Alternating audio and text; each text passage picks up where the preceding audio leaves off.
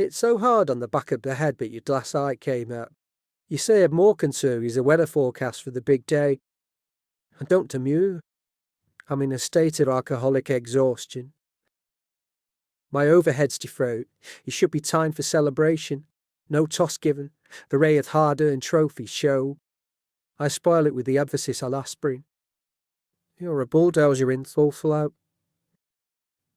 God loves a trier, and for her sake I'm there at the dry lunch route, 3 hours late with the shakes. The story of the loose beam on the gantry, the arch-equity forehead, is old news.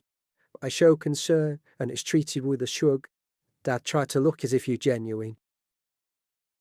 I lean in, elephant cards against a fable on the kitchen, afterwards during wash-up. Well, you say it's vital that I'm fulcrum, but I set the tone by walking my daughter down the aisle. I know. I needn't have come up this mountainside to demonstrate ability. Both feet alternate, one after the other. To do otherwise, you only trip yourself up. I have done that before in front of coppers.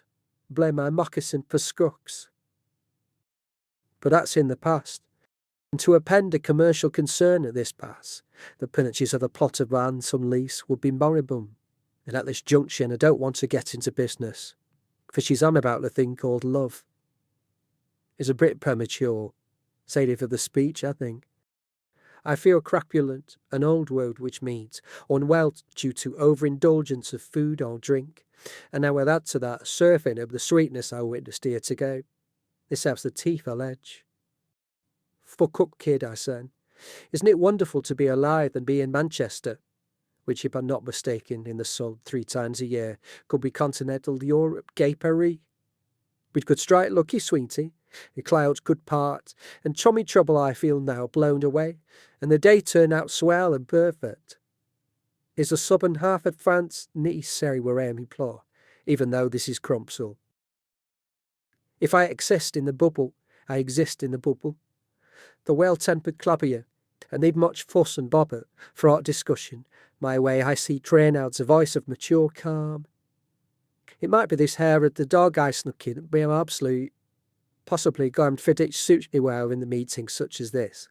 Astring, ushers, in-laws, to learn and teach.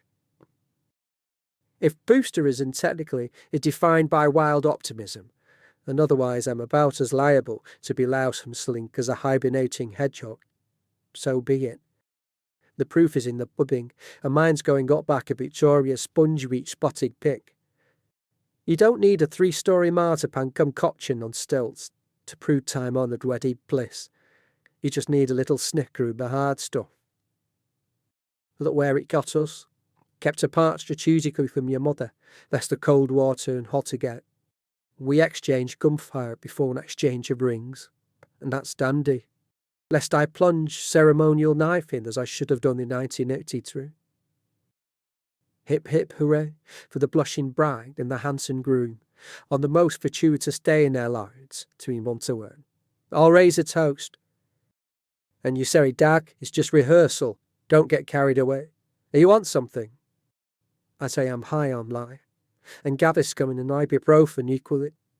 I'm about to do a jig of delight. Now look at me when I'm talking to you, please. Not at your shoes.